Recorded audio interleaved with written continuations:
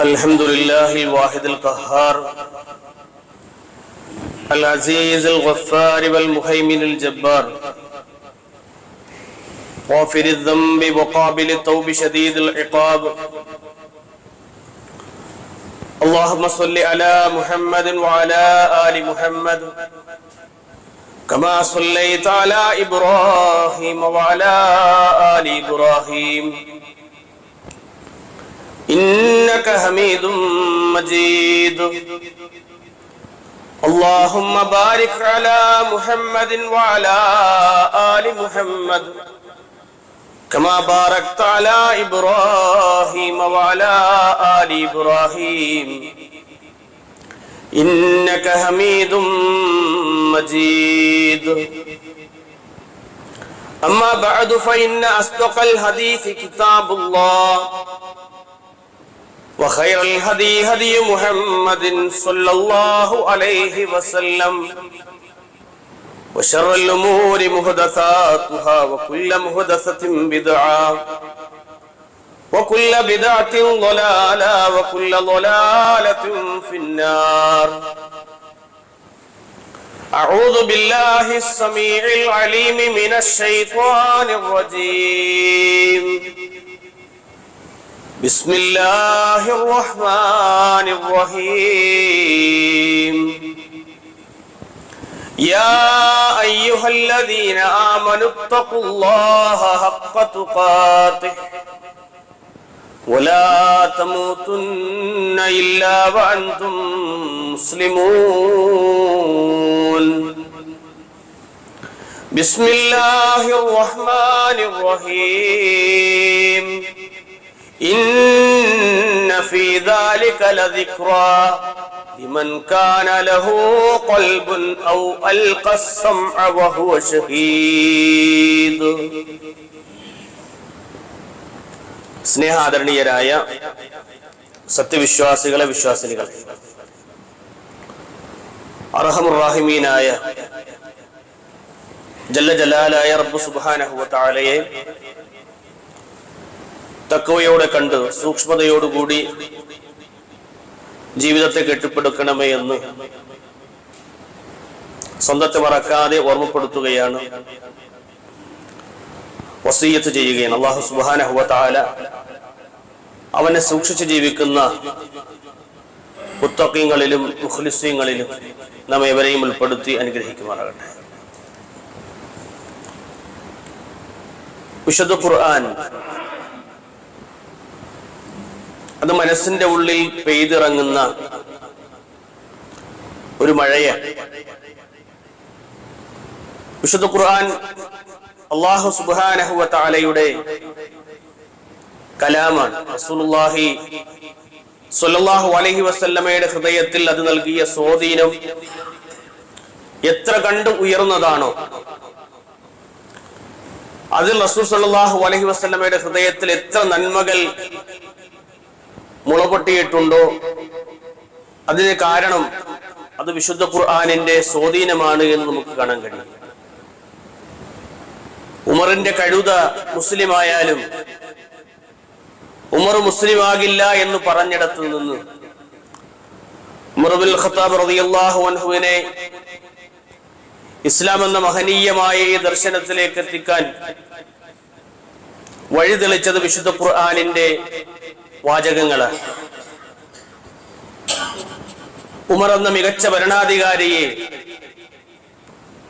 ഇസ്ലാമിന് പരിചയപ്പെടുത്തിയതിന്റെ പിന്നിൽ വിശുദ്ധ ഖുർആനിന്റെ സ്വാധീനം എന്നത് വളരെ വലുതായിട്ടാണ് ചരിത്രകാരന്മാർ രേഖപ്പെടുത്തുന്നത്. അതുകൊണ്ട് തന്നെ വിശുദ്ധ ഖുർആനിന്റെ പഠനം, പാരായണം എല്ലാറ്റിനും വിശ്വാസികൾ എന്ന നിലയിൽ ഒരു മര്യാദ വേണമെന്നാണ്. മര്യാദ എന്നതിലുപരി അത് റബ്ബ് സുബ്ഹാനഹു വ തആലയോടുള്ള ഇഷ്ടമാണ്, അള്ളാഹുവിന്റെ കലാമാണ് എന്നുള്ള ഒരു ബോധ്യം, അതിനോടുള്ള ഒരു പരിഗണന, ഇത് എന്നോട് എന്റെ റബ്ബ് സംസാരിക്കുന്നതാണ് എന്നുള്ളൊരു ചിന്ത വിശ്വാസികളുടെ ഹൃദയങ്ങളിൽ സദാസമയവും ഉണ്ടായിരിക്കണമെന്നാണ്. വിശുദ്ധ ഖുർആൻ പറയുന്നുണ്ട്, വറത്തിലിൽ ഖുർആന തർത്തീല, നിങ്ങൾ ഖുർആനിനെ നിർത്തി നിർത്തി സാവധാനത്തിലാണ് പാരായണം ചെയ്യേണ്ടത്. റസൂലുള്ളാഹി സ്വല്ലല്ലാഹു അലൈഹി വസല്ലം പറയുന്നുണ്ട്, അൽ മാഹിറു ബിൽ ഖുർആൻ, ഖുർആനിൽ നൈപുണ്യമുള്ള മനുഷ്യൻ, മഅസ് സഫറത്തിൽ കിറാമിൽ ബററ, പുണ്യവാളന്മാരായ മലക്കുകൾക്കൊപ്പമായിരിക്കും ഖുർആനിന് നല്ല നിലയിൽ നൈപുണ്യമുള്ള, നന്നായി ഓതാൻ കഴിയുന്ന, അതിന്റെ ആശയതലങ്ങളെ കുറിച്ച് ഗ്രാഹ്യമുള്ള ഒരു മനുഷ്യനെ സംബന്ധിച്ചിടത്തോളം അയാൾ മഅസ് സഫറത്തിൽ കിറാം, അവർ കിറാമീങ്ങളായ മാന്യന്മാരായ ദൂതന്മാർക്കൊപ്പമായിരിക്കുമെന്ന് റസൂലുള്ളാഹി സ്വല്ലല്ലാഹു അലൈഹി വസല്ലം പഠിപ്പിച്ചു. മാത്രമല്ല പല ആളുകളും തപ്പിത്തടഞ്ഞു പാരായണം ചെയ്യുന്ന ആളുകളെയും കാണാൻ പറ്റും. അവരെ സംബന്ധിച്ച് അല്ലാഹു സുബ്ഹാനഹു വ തആല അല്ലാഹു റസൂൽ പറഞ്ഞു, വല്ലദീ യഖറഉൽ ഖുർആൻ, ഖുർആനിനെ പാരായണം ചെയ്യുന്നവൻ, വയുതഅതു ഫീഹി, അതിങ്ങനെ വിക്കി ഒന്ന് ഒരു അവധാനതയും ഇല്ലാതെ, അതിങ്ങനെ ഒരു പൂർവ്വയില്ലാതെ ഓതുന്ന മനുഷ്യൻ, വഹുവ അലൈഹി സാഖുൽ ലഹു അജ്റാനി, അവന് 2 പ്രതിഫലങ്ങളുണ്ട് എന്ന് റസൂലുള്ളാഹി സ്വല്ലല്ലാഹു അലൈഹി വസല്ലം പഠിപ്പിച്ചു. അപ്പൊ ഖുർആൻ പഠിക്കുക എന്നത്, അത് ഓതാൻ കഴിഞ്ഞില്ലെങ്കിലും അതിലേക്ക് എത്താനുള്ള പരിശ്രമങ്ങൾ ഉണ്ടാവുക എന്നത് ഒരു വിശ്വാസിയെ സംബന്ധിച്ചിടത്തോളം അനിവാര്യമാണ് എന്നാണ്. ഏതായാലും ഖുർആനിനെ പഠിക്കാനും അത് പാരായണം ചെയ്യാനും ഒക്കെ ഒരു വിശ്വാസി സദാസമയം സന്നദ്ധമാകണമെന്നാണ് റസൂലുള്ളാഹി സ്വല്ലല്ലാഹു അലൈഹി വസല്ലം പഠിപ്പിച്ചത്. ഒരുവൻ ഖുർആനിനെ പരിഗണിക്കാതെ അവ പാരായണം ചെയ്യാതെ തിരിഞ്ഞു നടന്നാൽ എന്തായിരിക്കും അവസ്ഥ? അവനെ സംബന്ധിച്ചിടത്തോളം ഓതാൻ ഞാൻ ഇനി എപ്പോ പഠിക്കാനാണ്, എനിക്ക് ഇത്രയും പ്രായമായി, എനിക്കിനി ഓതാൻ പറ്റൂല. റസൂലുള്ളാഹി സ്വല്ലല്ലാഹു അലൈഹി വസല്ലമയ്ക്ക് വഹി ഇറങ്ങുന്നത് 40ാമത്തെ വയസ്സിലാണെങ്കിൽ, അത് കഴിഞ്ഞ് എത്ര കാലമാണ്? 23 വർഷം കൊണ്ട് റസൂലുള്ളാഹിക്ക് വിശുദ്ധ ഖുർആൻ അവതീർണമായിട്ടുണ്ട് എങ്കിൽ അത് പഠിക്കാൻ വേണ്ടി സന്നദ്ധരായവരിൽ നമ്മുടേതായ പ്രായങ്ങളുള്ള 40 വയസ്സുള്ള, 50 വയസ്സുള്ള, 20 വയസ്സുള്ള, 15 വയസ്സുള്ള ആളുകൾ ഉണ്ടായിരുന്നു എന്നാണ്. അവരെല്ലാവരും ദീന് പഠിക്കാൻ സന്നദ്ധരായ ആ പ്രായത്തിൽ. അപ്പൊ നമുക്ക് കഴിയില്ല എന്ന് പറഞ്ഞ് മാറി നിൽക്കാൻ പറ്റൂല. ഖുർആൻ ക്ലാസ്സിന് വിളിച്ച അതെന്നെ കൊണ്ട് ഓദിപ്പിച്ചാലോ, എന്നെ ഒന്ന് ആ ഉസ്താദ് ഓദിപ്പിച്ചു കഴിഞ്ഞാൽ എനിക്ക് ഓതാൻ പറ്റൂല, അതുകൊണ്ട് ഞാൻ വരൂല എന്ന് പറഞ്ഞ് മാറി നിൽക്കുന്ന ആളുകളെ പിന്നെ എന്ന് പഠിക്കാനാണ്? വിശുദ്ധ ഖുർആൻ വല്ലാത്തൊരു ചോദ്യം ചോദിക്കുന്നുണ്ട്,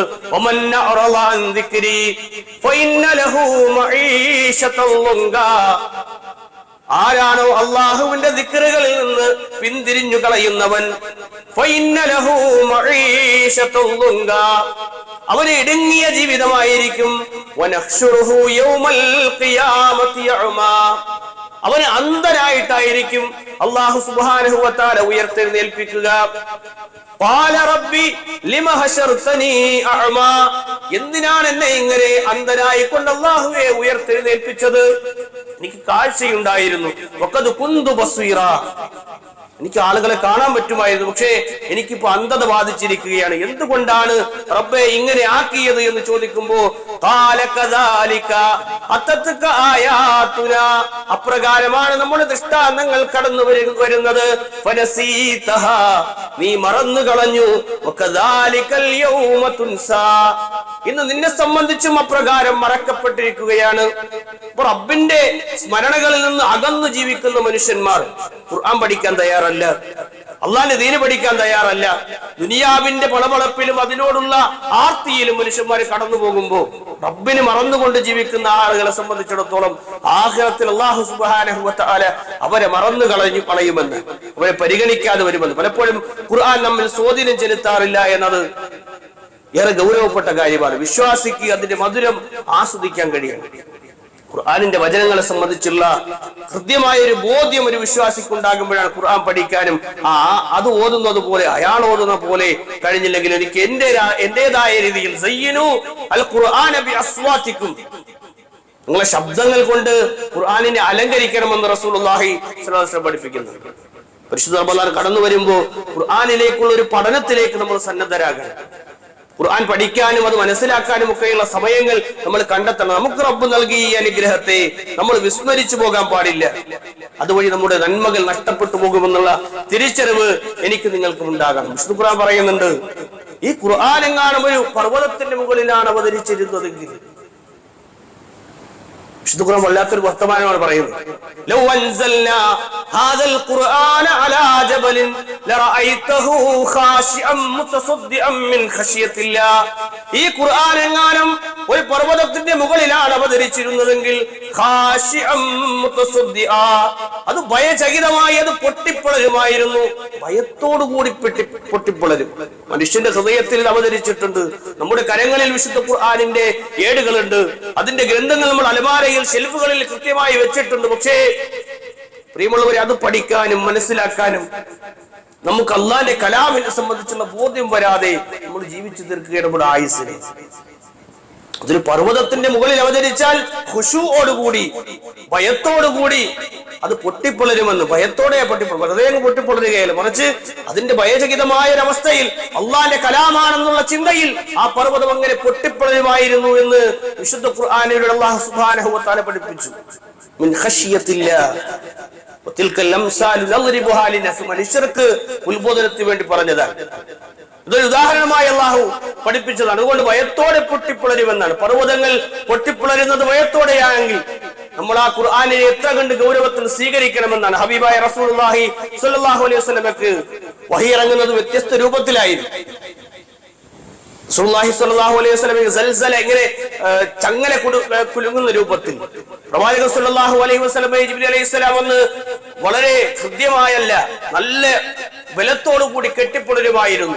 പ്രവാചകൻ സ്വല്ലല്ലാഹു അലൈഹി വസല്ലമയുടെ മുട്ടും ജിബ്രീൽ അലൈഹിസ്സലാമിന്റെ മുട്ടും തമ്മിൽ പരസ്പരം കൂട്ടിമുട്ടുന്ന രൂപത്തിൽ പ്രവാചകനെ അടുത്ത് ചേർത്തിരുത്തി വിശുദ്ധ ഖുർആൻ പാരായണം ചെയ്തു കൊടുത്ത് പഠിപ്പിച്ചു കൊടുത്തിരുന്നു റസൂലുള്ളാഹി. നല്ല പ്രയാസപ്പെട്ടാണ് വഹി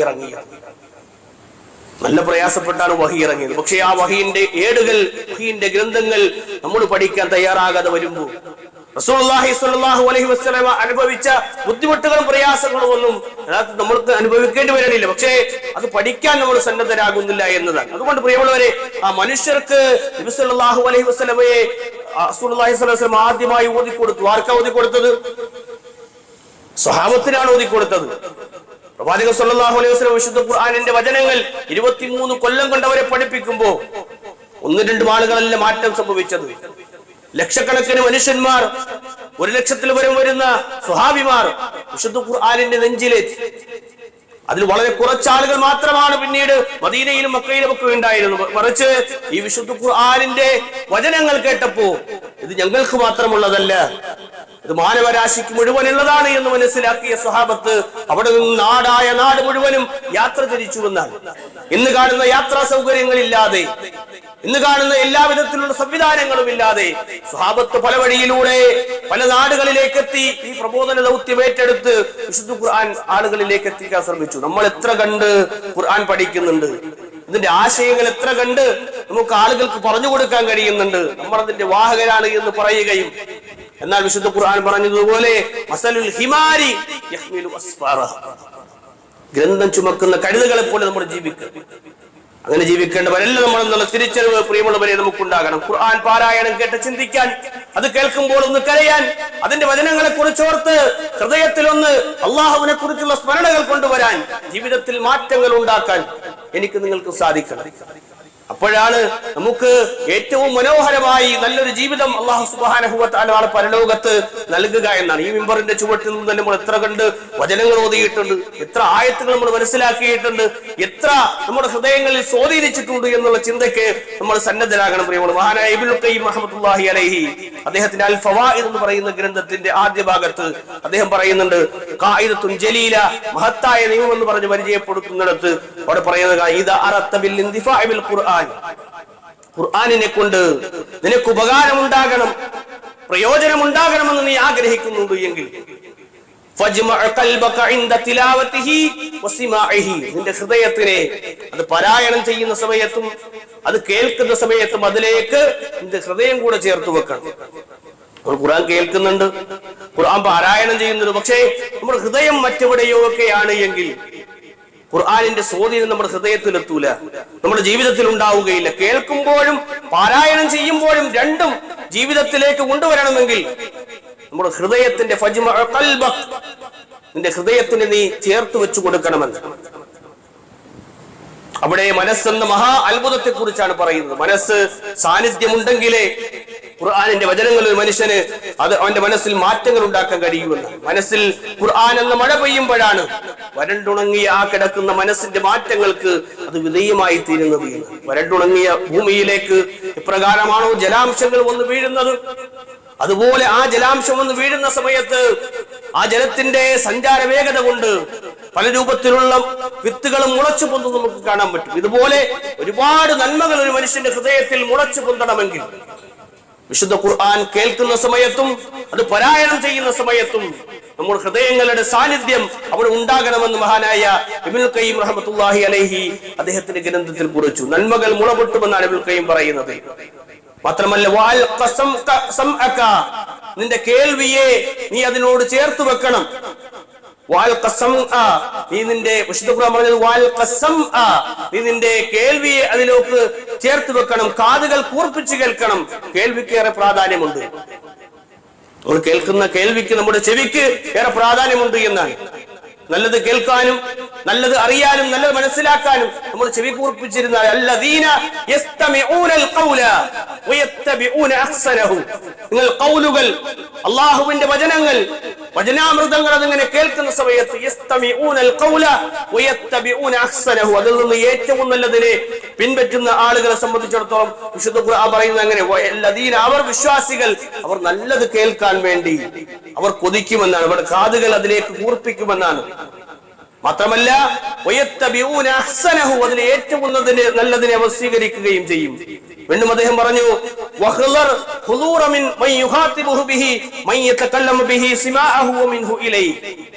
അദ്ദേഹം പറയാണ്, നിന്നോട് സംസാരിക്കുന്ന ഒരു സംസാരകനുണ്ട്. ഈ വചനങ്ങൾ സംസാരിക്കുന്നത് അവനാണ്. സുബ്ഹാനായ പരിശുദ്ധനായ അല്ലാഹു സുബ്ഹാനഹു വ തആല എന്നോട് സംസാരിക്കുന്നു. ഇത് നാഥന്റെ കലാമാണ്, നമ്മളോടാണ് സംസാരിക്കുന്നത്. എന്നോട് നേരിട്ടാ പറയണത് പല കാര്യങ്ങളും. ആ നേരിട്ട് പറയുന്ന കാര്യങ്ങൾ അതെന്റെ റബ്ബിനെ ഞാൻ അനുസരിക്കേണ്ട കാര്യങ്ങളാണ് എന്ന് മനസ്സിലാക്കി ജീവിതത്തിൽ മാറ്റങ്ങൾ ഉണ്ടാക്കാൻ തയ്യാറാകണമെന്നാണ്. നമ്മൾ ജോലി ചെയ്യുന്ന കടയിലെ അല്ലെങ്കിൽ സ്ഥാപനത്തിൽ, നമ്മൾ വർക്ക് ചെയ്യുന്ന സ്ഥലത്ത് ഒരാൾ നമ്മളോട് സംസാരിക്കുന്നു എന്ന് വിചാരിക്കുക.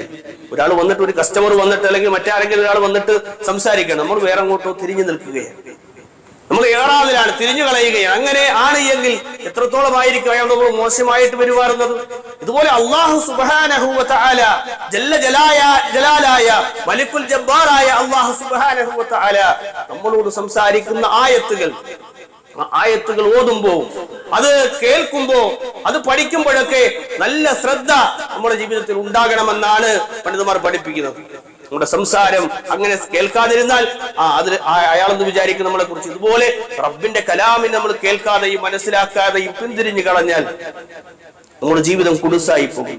ഇത്തരം പറഞ്ഞ ശേഷം ഞാൻ ഓതിയ വചനം അദ്ദേഹം ഇതിലേക്ക് ചേർത്ത് വെച്ച ശേഷം ആദ്യമായി ഞാൻ ആമുഖമായി ഓതി വെച്ച വചനത്തിൽ അല്ലാഹു സുബ്ഹാനഹു വ തആല പറഞ്ഞു, ഇന്ന ഫീ ദാലിക ലദിക്റ ലിമൻ കാന ലഹു ഖൽബുൻ ഔ അൽഖ അസ്സമഅ വഹുവ ഷഹീദ്. ഈ ആയത്തിനെ അദ്ദേഹം ഇതിലേക്ക് ചേർത്ത് വെച്ചു. ഇന്ന ഫീ ദാലിക ലദിക്റ, തീർച്ചയായും അതിൽ ദിക്റുകളുണ്ട്. ലിമൻ കാന ലഹു ഖൽബുൻ, ഏതൊരുവനാണോ ഹൃദയമുള്ളത്, ഔ അൽഖ അസ്സമഅ, അതുപോലെ തന്നെ കേൾവിയെ അതിലേക്ക് ഇട്ടുകൊടുക്കുന്നത്, വഹുവ ഷഹീദ്, അതിന് സാക്ഷിയാകുന്നത്.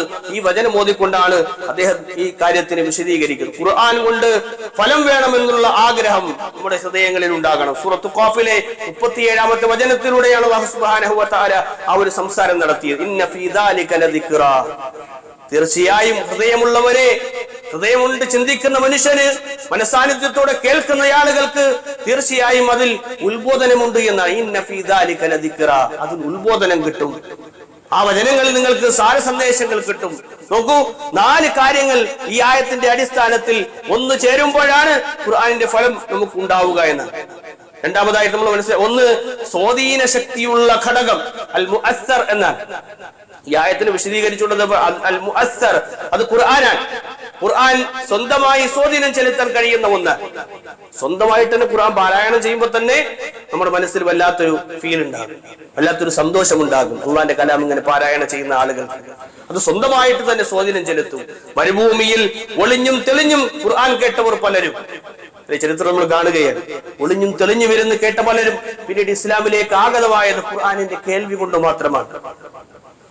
അതിന് വിശാലമായ അർത്ഥതലങ്ങളിലേക്ക് അവരുടെ മനസ്സിനെ കൊണ്ടുപോയത് കൊണ്ടാണ് അവർ ഇത് കേട്ട് സംസ്കാരമുള്ളവരായി, സംസ്കാരത്തിന്റെ ഏറ്റവും മേലെയായി എന്ന്. അവരെ കുറിച്ചാണ് വിശുദ്ധ ഖുർആൻ പറഞ്ഞത്. അവരാണ് ഏറ്റവും ഉത്തമമായ തലമുറ എന്ന് പഠിപ്പിച്ചത് അവരെ കുറിച്ചാണ്. ഒളിഞ്ഞും തെളിഞ്ഞുമൊക്കെ കേട്ട പലരും ഇസ്ലാമിലേക്ക് കടന്നു വന്നു. രണ്ടാമതായിട്ട് അൽ മഹല്ല്, സ്വാധീനിക്കുന്ന ഒരു ഇടം ഉണ്ടാകണമെന്നാണ്. സ്വാധീനം ഫലപ്രദമാകണമെങ്കിൽ സ്വീകരിക്കാനുള്ള ഇടം അത് ക്ലിയർ ആയിരിക്കും. ലിമൻ കാന ലഹു ഖൽബുൻ, ഹൃദയമുള്ള മനുഷ്യന്, മനസ്സുള്ള മനുഷ്യന്, ഖൽബുള്ള ആളുകളെ സംബന്ധിച്ചിടത്തോളം അതിന് ആ സ്വാധീനിക്കുന്ന മഹല്ല്, ആ ഒരു ഇടത്തിലേക്ക് അതെത്തിക്കഴിഞ്ഞാൽ, നമ്മുടെ ഹൃദയത്തിലേക്ക് അതെത്തിയാൽ ഖൽബ് എല്ലാവർക്കും ഉണ്ട്. എല്ലാ മനുഷ്യന്മാർക്കും ഖൽബുണ്ട്. പക്ഷേ ജീവനുള്ള ഖൽബുമുണ്ട്, മയ്യിത്തായ ഖൽബുമുണ്ട്, ജീവിക്കുന്ന ഖൽബുമുണ്ട്. അൽ ഖൽബുൽ ഹയ്യ്, ജീവിക്കുന്ന ഹൃദയം. ആ ജീവിക്കുന്ന ഹൃദയത്തിലേക്ക് ഖുർആൻ എത്തിക്കഴിഞ്ഞാൽ അവനെ സംബന്ധിച്ചിടത്തോളം ആ മഹല്ലിൽ അവിടെ മാറ്റമുണ്ടാകുമെന്ന്. ആ സ്ഥലത്ത്, മഹല്ല് എന്ന് പറഞ്ഞാൽ അസ്ഥായിയായ ഒരു സ്ഥലം, ആ പ്രത്യേകമായ ഖൽബിലേക്ക് ഖുർആനിന്റെ വചനങ്ങൾ എത്തിയാൽ അവിടെ മാറ്റങ്ങൾ ഉണ്ടാകും. അൽ ഖൽബുൽ മയ്യിത്താണെങ്കിലും ചില ശരീരങ്ങളിൽ മയ്യിത്തായ ഖൽബാൻ ഒട്ടു സ്വാധീനിക്കൂല. എത്ര കേട്ടാലും അവർ ഗഫലത്തിലായിരിക്കും, അശ്രദ്ധമായിരിക്കും. എത്ര നസീഹത്ത് കേട്ടാലും മാറ്റങ്ങൾ ഉണ്ടാകില്ല. അത് കേൾക്കാൻ വേണ്ടി ഖൽബ് തുറന്നു വെക്കൂല. അതിൽ നിന്ന് മാറി നിൽക്കുന്ന ആളുകളായിട്ടായിരിക്കും അവരെ കാണുക. നല്ല കാര്യങ്ങളിലേക്ക് വിളിച്ചാൽ അത് കേൾക്കാൻ തയ്യാറാകാതെ തന്നെ തിരിഞ്ഞ് ഇഅ്റാളോടുകൂടി മാറിപ്പോകുന്ന ആളുകൾ നമുക്ക് കാണാൻ പറ്റും. അപ്പൊ നസീഹത്തും എല്ലാ നന്മകളും കണ്ടും കേട്ടും മനസ്സും, കാഴ്ചയും കേൾവിയും ഒപ്പം നമ്മുടെ മനസ്സുമെല്ലാം ചേർന്ന് വരുമ്പോ അവനെ സംബന്ധിച്ചിടത്തോളം അവന്റെ ഹയ്യായ ഖൽബിൽ മാറ്റങ്ങൾ ഉണ്ടാകും. മുഅ്മിനീങ്ങളുടെ ഹൃദയം അങ്ങനെയാണ്. ഖുർആൻ കേൾക്കുമ്പോ നമ്മുടെ ആയത്തുകൾ എന്നിങ്ങനെ കേൾപ്പിക്കപ്പെട്ടാൽ അവരുടെ ഹൃദയങ്ങൾ വജിലത്തു ഖുലൂബുഹും, ഹൃദയങ്ങൾ ഒന്ന് ഞടുങ്ങും, ഒന്ന് ഞെട്ടും. ഇങ്ങനെയൊക്കെ റബ്ബ് പറഞ്ഞിട്ടുണ്ടോ, ഞാൻ തിന്മ ചെയ്യാൻ പാടില്ലേ എന്ന ചിന്തയിലേക്ക് അവൻ ഉയർന്നു വരുമെന്ന്. മൂന്നാമതായി പണ്ഡിതന്മാർ പറഞ്ഞത് അശർത്ത്, നിബന്ധനയാണ്. ഹൃദയം മാത്രം പോരല്ലോ, ആ ഹൃദയത്തെ പൂട്ടിവെക്കാതെ തുറന്നു വെക്കണം. അതാണ് ഷർത്ത്. നമ്മൾ ഹൃദയമുണ്ട്, പക്ഷേ ആ ഹൃദയം ഇങ്ങനെ ഓപ്പൺ ആക്കൂല. വിശുദ്ധ ഖുർആൻ പറയുന്നുണ്ട്, അഫലാ യതദബ്ബറൂനൽ ഖുർആൻ, നിങ്ങൾ ഖുർആനിനെ കുറിച്ച് ചിന്തിക്കുന്നില്ലേ? അം അലാ ഖുലൂബിൻ അഖ്ഫാലുഹാ, അതല്ല നിങ്ങൾ അതിനെ പൂട്ടി വെച്ചിരിക്കുകയാണോ? താക്കോലിട്ട് പൂട്ടി വെച്ചിരിക്കുകയാണോ? അങ്ങനെ പൂട്ടിവെക്കാൻ പാടില്ല. ഖുർആനെ കുറിച്ച് ചിന്തിക്കാൻ നിങ്ങൾ ഹൃദയങ്ങൾ തുറന്നു വെക്കണമെന്ന് അല്ലാഹു സുബ്ഹാനഹു വ തആല വിശുദ്ധ ഖുർആൻ പഠിപ്പിച്ചു. അതാണ് അൽ ഖസം എന്ന് പറയുന്നത്. നിങ്ങൾ കാതോർക്കൂ എന്ന ശബ്ദം കേൾക്കാതെ കാര്യങ്ങൾ ഗ്രഹിക്കാൻ കഴിയൂല. അതുകൊണ്ട് തുറന്നു വെച്ച മനസ്സും തുറന്ന കാതുകളുമായി നമ്മൾ ഇരുന്നാൽ വിശുദ്ധ ഖുർആനെ പഠിക്കാനും മനസ്സിലാക്കാനും ഒക്കെ ഒരാൾക്ക് കഴിയുമെന്നാണ്. അതുകൊണ്ട് ഈ റമദാൻ മാസത്തിലേക്ക് കടന്നെത്തുമ്പോൾ മുഴുവനും അതിന്റെ അർത്ഥം മുഴുവൻ മനസ്സിലാക്കി അതിന്റെ ആയത്തുകളുടെ ഗ്രാഹ്യ തലത്തിലേക്ക് എനിക്ക് എത്തിപ്പെടാൻ കഴിയും. ഞാൻ ആയത്തുൽ കുർസി മനസ്സിലാക്കും, ഞാൻ ആമന റസൂൽ മനസ്സിലാക്കും, അതിന്റെ ആശയങ്ങൾ ഞാൻ പഠിക്കും എന്ന ചിന്തയൊക്കെയായി ഇന്ന സൂറത്തുകൾ എനിക്ക് ഹിഫ്ളാക്കണം, ഇന്ന പാഠങ്ങൾ ഞാൻ പഠിക്കും എന്നുള്ള ചിന്തയിലേക്ക് നമ്മൾ ഉയർന്ന ചിന്തകളുമായിട്ടായിരിക്കണം റമദാനിലേക്ക് പ്രവേശിക്കേണ്ടത്. അല്ലാഹു സുബ്ഹാനഹു വ തആല അതിനുള്ള തൗഫീഖ് നമുക്ക് ഏവർക്കും നൽകി അനുഗ്രഹിക്കുമാറാകട്ടെ. അൽഹംദുലില്ലാഹിൽ വാഹിദുൽ ഖഹാർ അൽ ഫർദുസ് സമദ് ലം യലിദ് വലം യൂലദ് വലം യകുൽ ലഹു കുഫുവൻ അഹദ്. ഉസികും വഇയ്യായ സാനിയം ബിതഖ്വല്ലാഹ്. അല്ലാഹുവിനെ സൂക്ഷിച്ചുകൊണ്ട് ജീവിക്കണമേ എന്ന് ഒരിക്കൽ കൂടി ഓർമ്മപ്പെടുത്തുകയാണ്, വസിയ്യത്ത് ചെയ്യുകയാണ്. അല്ലാഹു സുബ്ഹാനഹു വ തആല അവനെ സൂക്ഷിച്ച് ജീവിക്കുന്ന ഇഖ്ലാസുള്ള മുഅ്മിനീങ്ങളിൽ നമ്മെവരെയും ഉൾപ്പെടുത്തി അനുഗ്രഹിക്കുമാറാകട്ടെ. നാലാമതായി ഇബ്നുൽ ഖയ്യിം റഹ്മത്തുള്ളാഹി അലൈഹി അദ്ദേഹം പറയുന്നത് ഇന്തിഫാഉൽ മാനി', തടസ്സങ്ങൾ നീങ്ങൽ. മൂന്ന് കാര്യങ്ങൾ ഉൾക്കൊണ്ടു നമ്മൾ, മൂന്ന് കാര്യങ്ങൾ നമ്മൾ മനസ്സിലാക്കി. ആ മൂന്ന് കാര്യങ്ങൾ കഴിഞ്ഞാൽ നാലാമതായി വരുന്നത് ഇന്തിഫാഉൽ മാനി'യാണ്, തടസ്സങ്ങൾ നീങ്ങി കിട്ടലാണ്. ഒരു ഖുർആൻ പഠിക്കാൻ, അത് മനസ്സിലാക്കാനൊക്കെ ഉള്ള തടസ്സങ്ങൾ നമ്മളിൽ നിന്ന് മാറ്റിവെച്ച് ഒരാൾക്ക് അതിലേക്ക് എത്താനുള്ള ഒരവസ്ഥ ഉയർന്നു വരണമെന്നാണ്. ഇതിന്റെ ഫലം കിട്ടുന്നതിന് തടസ്സം വന്നാൽ ഖുർആന്റെ ഫലം അത് തടസ്സപ്പെടാൻ പാടില്ല. ഖുർആന്റെ ആയത്തുകൾ കേൾക്കുമ്പോൾ അത് മനസ്സിലാക്കി ജീവിതത്തിലേക്ക് പകർത്താനുള്ള തടസ്സങ്ങളെ നമ്മൾ വളരെ ഗൗരവത്തിൽ കാണണം. ഖുർആൻ ഓതുമ്പോ ഉടലിവിടെയും കൽബ് അവിടെയും ആണെങ്കിൽ ശരീരം ഇവിടെ ഉണ്ട്, പക്ഷേ മനസ്സ് വേറെ എവിടെയൊക്കെയോ ഇങ്ങനെ അലഞ്ഞു തിരിഞ്ഞ് നടക്കുകയാണെങ്കിൽ അതൊരു തടസ്സമാണ്.